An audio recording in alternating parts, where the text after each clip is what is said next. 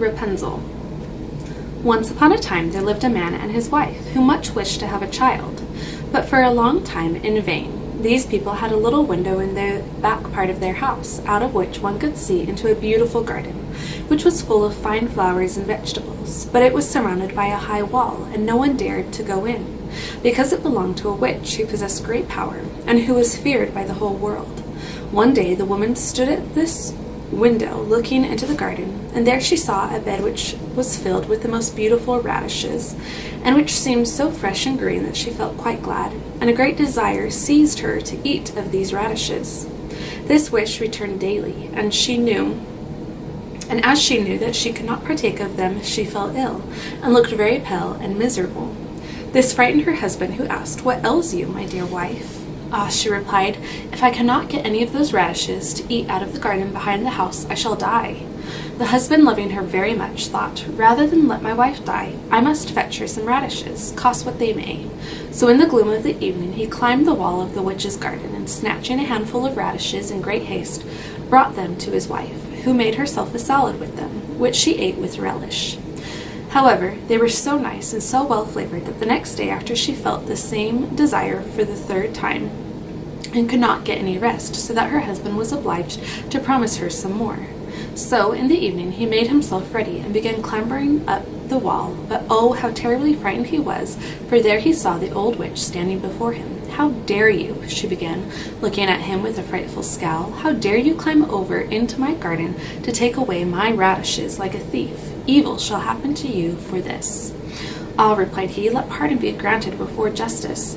I have only done this from a great necessity. My wife saw your radishes from her window and took such a fancy to them that she would have died if she had not eaten them." Then the queen ran after him in a passion, saying, "If she behave as you say, I will let you take away all the radishes you please, but I make one condition. You must give me the child which your wife will bring into the world. All shall go well with it, and I will care for it like a mother." In his anxiety the man consented, and when the child was born, the witch appeared at the same time, gave the child the name Rapunzel, and took it away with her. Rapunzel grew to be the most beautiful child under the sun, and when she was 12 years old, the witch shut her up in a tower which stood in a forest, and had neither stairs nor a door, and only one little window just at the top. When the witch wished to enter, she stood beneath and called out, "Rapunzel, Rapunzel, let down your hair."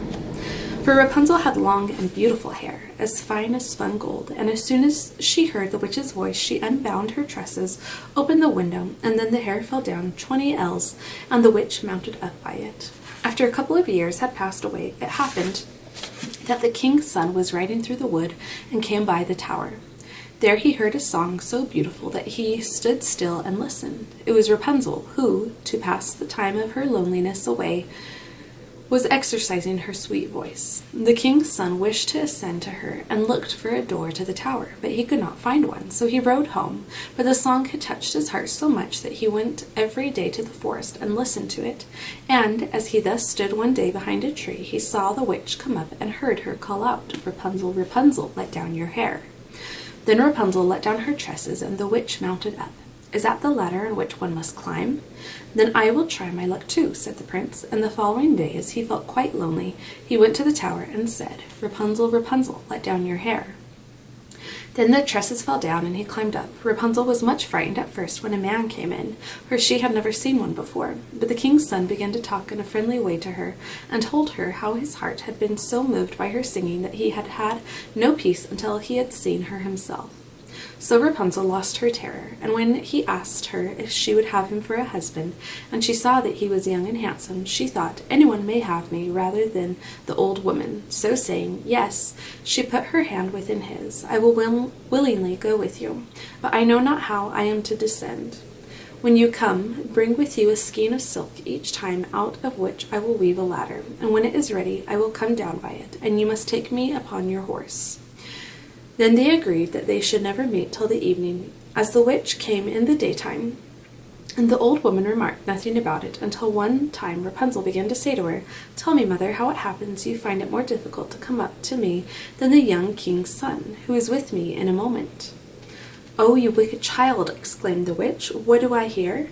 I thought I had separated you from all the world, and yet you have deceived me." And seizing Rapunzel's beautiful hair in a fury, she gave her a couple of blows with her left hand, and taking a pair of scissors in her right, snip, snap, she cut it all off, and the beautiful tresses lay upon the ground. Then she was so hard-hearted that she took the poor maiden into a great desert, and left her to live in great misery and grief.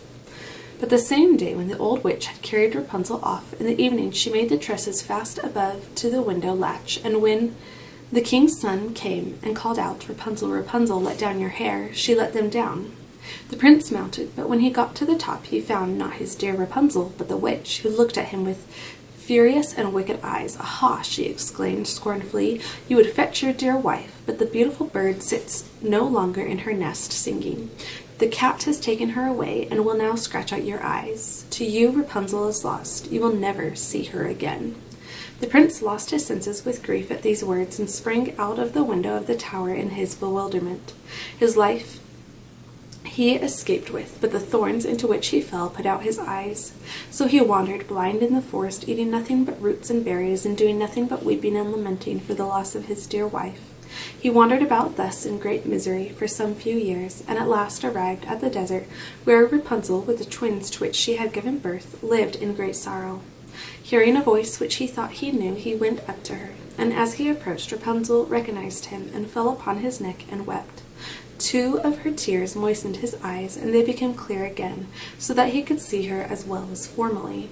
Then he led her away to his kingdom, where he was received with great demonstrations of joy, and where they lived long contented and happy. What became of the old witch, no one ever knew.